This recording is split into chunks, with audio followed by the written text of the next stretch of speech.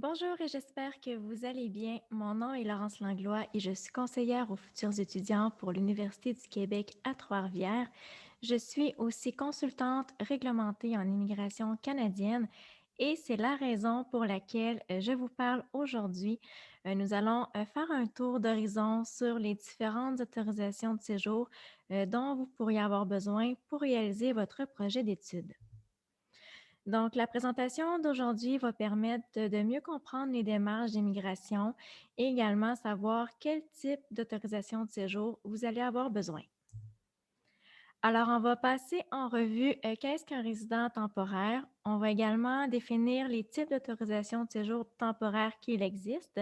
On va parler du visa, de l'autorisation de voyage électronique, du certificat d'acceptation du Québec, du permis d'études, incluant le volet direct pour les études, le permis de travail stage coop. On va également aborder le sujet de travail en fait de travailler pendant les études, du permis de travail post-diplôme, les autorisations de séjour dont vos accompagnateurs pourraient avoir besoin si vous en avez, donc si vous avez des accompagnateurs qui vont venir avec vous au Canada. On va également parler brièvement des différentes façons de demeurer au Canada de façon permanente après vos études, puis également l'information sur comment nous joindre en cas de questions. Donc, c'est très important de savoir que les informations qui sont présentées aujourd'hui peuvent changer à tout moment et il est de votre responsabilité à vous d'aller consulter les sites officiels qui sont appropriés pour vous garder à jour concernant les différentes autorisations de séjour requises. Donc, pour commencer, on va parler qu'est-ce qu'un résident temporaire? Donc, en fait, un résident temporaire, c'est un étranger qui est légalement autorisé à entrer au Canada à des fins temporaires. Donc, un étranger a le statut de résident temporaire lorsqu'on estime qu'il remplit les exigences de la loi pour entrer et ou demeurer au Canada à titre de visiteur, d'étudiant dans votre cas, de travailleur ou de titulaire d'un permis de séjour temporaire. Seuls les étrangers se trouvant effectivement au Canada détiennent le statut de résident temporaire. Alors, les types d'autorisation de séjour temporaire qui existent, alors on a différents documents. On va commencer à parler des documents qui vous autorisent à entrer au Canada. Donc, en fait, le visa de résident temporaire, communément appelé le VRT, ou l'autorisation de voyage électronique, l'AVE, sont des documents qui vont vous autoriser à entrer sur le territoire. Au Québec, tous les ressortissants étrangers doivent avoir le certificat d'acceptation du Québec, sauf quelques exceptions. Les documents maintenant qui vous permettent d'étudier ou de travailler au Canada, donc on a le permis d'études qui est le PE ou le permis de travail, le PT. Donc en fait, les permis donc d'études ou de travail vont vous permettre d'exercer vos activités sur le territoire canadien. Donc c'est bien important de distinguer les documents qui vous autorisent à entrer au Canada et également les documents qui vous permettent d'exercer vos activités au Canada. Sans oublier le CAQ, le certificat d'acceptation du Québec, qui est requis pour la province du Québec, toujours sauf quelques exceptions. Donc, le visa de résident temporaire, les citoyens de plusieurs pays et territoires ont besoin d'un visa pour entrer au Canada. Alors, dans le cas des études, ce document est délivré en même temps que le permis d'études, mais va exiger des frais supplémentaires de 100. Certains pays vont se voir exemptés du visa et devront avoir en main l'autorisation de voyage électronique. Alors, vous avez également les liens dans le document où cliquer pour obtenir plus d'informations sur l'obtention du visa. Maintenant, l'autorisation de voyage électronique. Donc, en fait, les titulaires de permis d'études originaires d'un pays qui est dispensé de l'obligation d'avoir le visa doivent avoir l'AVE. Donc, pour présenter une demande, vous devez avoir un passeport valide, une carte de crédit ou de débit, une adresse courriel et vous devez répondre à quelques questions sur la demande en ligne. Donc, encore une fois, le lien ici. Donc, cliquez ici pour obtenir tous les détails sur l'autorisation de voyage électronique.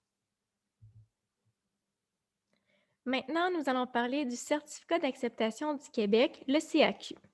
En fait, la demande de sélection temporaire pour études s'adresse aux personnes qui souhaitent séjourner au Québec pour y étudier. Donc, le CAQ pour études est délivré par le ministère de l'Immigration, de la Francisation et de l'Intégration. C'est un document qui est préalable à l'émission du permis d'études, sauf quelques exceptions. En fait, le CAQ va vous être émis pour un niveau d'études particulier en fonction de la durée prévue de votre programme. Alors, encore une fois, si vous voulez connaître comment faire une demande de certificat d'acceptation du Québec, la liste des exemptions, les délais de traitement, les documents requis pour déposer la demande, également évaluer la capacité financière requise et effectuer la demande en elle-même, vous pouvez cliquer juste ici. D'ailleurs, pendant vos demandes d'autorisation de séjour, on va probablement vous demander le numéro, en fait, d'établissement, donc de notre établissement de l'UQTR, donc le numéro d'enseignement désigné. Alors, vous avez le numéro juste ici, mais il est également disponible via notre site Web. Maintenant, nous allons parler du permis d'études. Donc, le permis d'études est un document délivré par Immigration et Citoyenneté pour permettre aux étrangers d'étudier dans un établissement d'enseignement désigné au Canada. Donc, la plupart des étrangers doivent obtenir un permis pour étudier au Canada.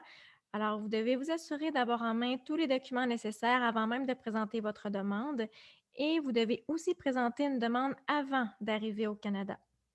Alors, pour tout connaître sur le permis d'études, donc pour faire une demande, pour connaître les exemptions, parce qu'il faut savoir également que certaines personnes peuvent être exemptées du permis d'études, les délais de traitement, les documents requis pour déposer la demande, l'évaluation de la capacité financière et également comment faire le suivi de sa demande une fois qu'elle est lancée, vous pouvez cliquer dans le document juste ici. Le permis d'études volet direct. En fait, selon l'endroit où vous vivez, il est possible que vous puissiez obtenir un permis d'études plus rapidement par l'intermédiaire du volet direct pour les études. Seulement certains pays sont admissibles, donc au volet direct. On parle de la Chine, de l'Inde, du Maroc, du Pakistan, des Philippines, le Sénégal et le Vietnam. Alors, la plupart des demandes au titre du volet direct pour les études sont normalement traitées dans un délai de 20 jours civils. Et pour bénéficier de ce traitement plus rapide, vous devez notamment fournir vos données biométriques dès que possible et également satisfaire à tous les critères d'admissibilité. Donc, encore une fois, pour connaître tous les détails sur comment faire une demande de permis d'études via le volet direct, connaître la liste des exemptions, pardon, ça ne s'applique pas ici. Donc, pour connaître comment faire une demande de permis d'études, le délai de traitement pour le volet direct, les documents requis pour déposer la demande, l'évaluation de la capacité financière, et également effectuer le suivi de sa demande, vous devez cliquer juste ici. Maintenant, nous allons aborder les autorisations de séjour dont vos accompagnateurs pourraient avoir besoin. Donc, dans certains cas, l'enfant mineur doit avoir en sa possession un permis d'études. Donc, si vous venez, par exemple, avec un enfant à charge, il pourrait avoir besoin d'un permis d'études. L'époux, épouse, conjoint, conjointe de fait. Dans la plupart des cas, les époux ou conjoints de fait peuvent bénéficier en fait d'un permis de travail qu'on appelle le permis de travail ouvert. Donc, ils peuvent en fait travailler au Canada. Donc, dans certains cas, c'est possible de faire un permis de travail ouvert, une demande de permis de travail ouvert, pardon, et dans d'autres cas, ce sera une demande de permis de travail fermé. Alors, pour faire brièvement la distinction entre les deux, le permis de travail ouvert, c'est un permis de travail qui vous permet de travailler pour n'importe quel employeur au Canada, sauf quelques exceptions. Et le permis de travail fermé vous permet de travailler selon les conditions indiquées sur votre permis de travail, lesquelles comprennent le nom de l'employeur pour lequel vous pouvez travailler, la durée de la période pendant laquelle vous pouvez travailler et l'endroit où vous pouvez travailler s'il y a lieu. Alors, pour tout connaître sur les autorisations de séjour pour l'enfant mineur et déterminer si votre enfant a besoin d'un permis d'études, vous pouvez cliquer ici. Pour tout connaître sur l'obtention du permis de travail pour votre époux conjoint de fait, cliquez juste ici.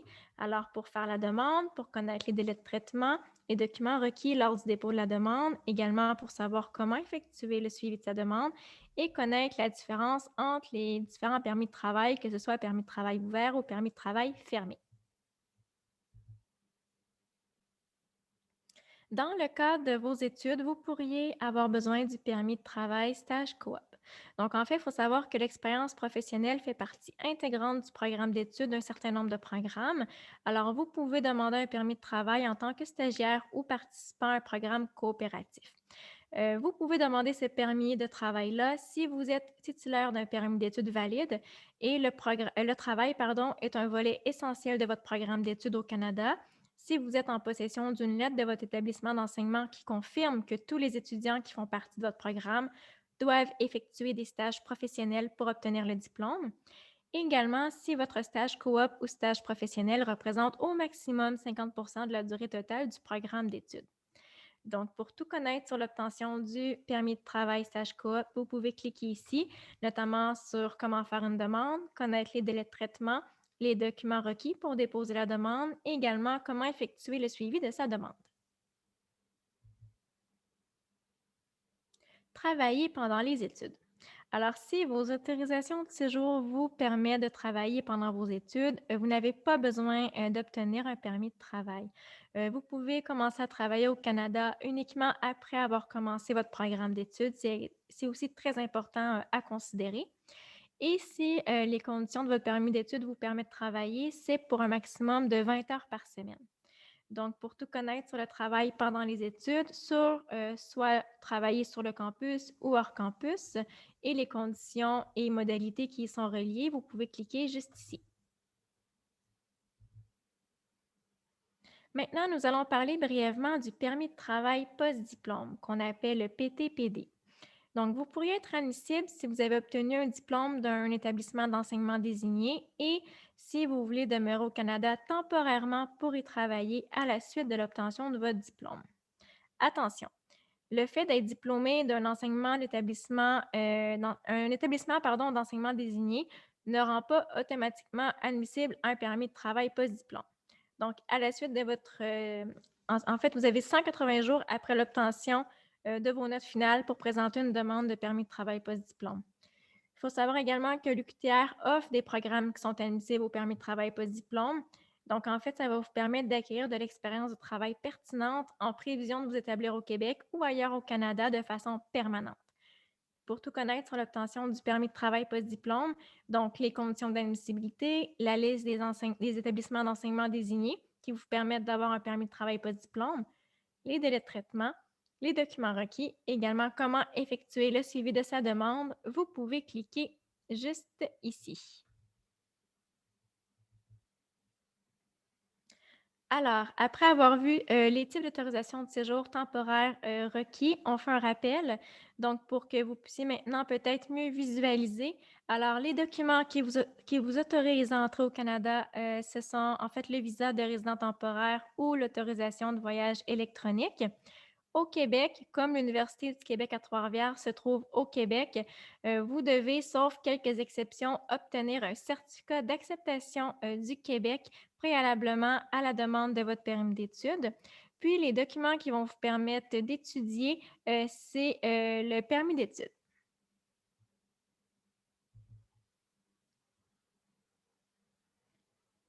Maintenant, nous allons aborder le sujet demeurer au Canada de façon permanente après ses études. Donc, c'est important de savoir que de prime abord, lorsque vous faites votre demande de permis d'études, c'est pour venir de façon temporaire, comme nous l'avons vu au début. Donc, l'intention est de venir temporairement pour votre projet d'études. Alors, c'est important toutefois de savoir qu'une fois que vous êtes sur place, si vous désirez avoir de l'expérience de travail, il y a la possibilité d'avoir recours au permis de travail post-diplôme qui permet éventuellement de demeurer au Canada de façon permanente après ses études. Donc, par exemple, on a ici recensé pour vous aujourd'hui trois différentes façons, donc trois programmes possibles à la suite de vos études auxquelles vous pourriez potentiellement être admissible. Alors, on a le programme provincial de l'expérience québécoise pour les travailleurs qualifiés. Donc, pour pouvoir en fait utiliser ce programme d'immigration, vous devez avoir l'intention de vous établir au Québec. Il s'agit en fait d'un programme offert par la province du Québec. Donc, il faut également avoir séjourné temporairement au Québec. Il faut avoir acquis une expérience de travail et avoir également une connaissance du français suffisante. Nous avons également le programme provincial de l'expérience québécoise pour les diplômés. Donc, encore une fois, on doit avoir l'intention de s'établir au Québec, on doit avoir séjourné temporairement au Québec, on doit avoir une expérience de travail, une bonne connaissance du français et détenir un diplôme du Québec qui est admissible à ce programme-là. Sinon, c'est possible aussi d'avoir recours au programme de l'expérience canadienne qui fait partie des programmes via le volet de la voie rapide Entrée Express. Alors, pour avoir recours à ce programme-là, il faut avoir l'intention de s'établir à l'extérieur du Québec. Il faut également avoir les compétences linguistiques requises et l'expérience de travail demandée. Donc voilà brièvement, ça fait le tour des différentes informations dont nous voulions vous faire part aujourd'hui. Le meilleur conseil que je peux vous donner est de commencer vos démarches à l'avance. Donc, anticipez toujours les démarches qui sont à venir, regroupez le plus de documents à l'avance que vous pouvez. Donc, c'est très important de prendre de l'avance dans vos démarches, puisque nous le savons très bien, il y a des délais gouvernementaux. Donc, ça va vous permettre de vous assurer de recevoir vos autorisations de séjour à temps pour votre arrivée si vous tentez d'anticiper le plus possible et de perdre le moins de temps possible à travers les différentes démarches.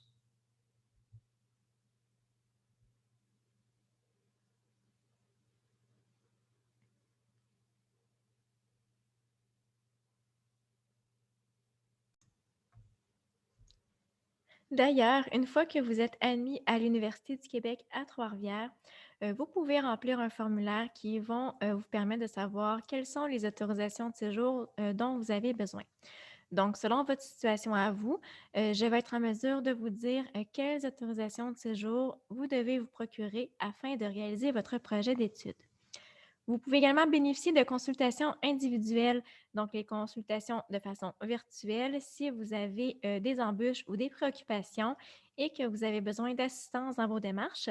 Puis également, nous avons les pauses café coaching personnalisés qui ont lieu aux 2 semaines auxquelles vous pouvez vous inscrire. C'est vraiment le meilleur moment pour vous de venir poser toutes vos questions relativement à vos démarches d'immigration. Donc, pour avoir accès à ces 3 services, vous pouvez cliquer juste ici. Pour toute question supplémentaire, vous pouvez également utiliser notre courriel futurétudiant@uqtr.ca et également consulter notre site Internet pour de plus amples informations et ça nous fera plaisir de répondre à toutes vos questions. C'est maintenant la fin de cette présentation. J'espère que vous avez apprécié et que ça vous a permis de démystifier un peu plus les différentes démarches d'immigration pour réaliser votre projet d'études. Donc, je vous remercie beaucoup d'avoir été là et je vous souhaite une magnifique journée et surtout à très bientôt, nous l'espérons, au sein de l'Université du Québec à Trois-Rivières. Merci beaucoup.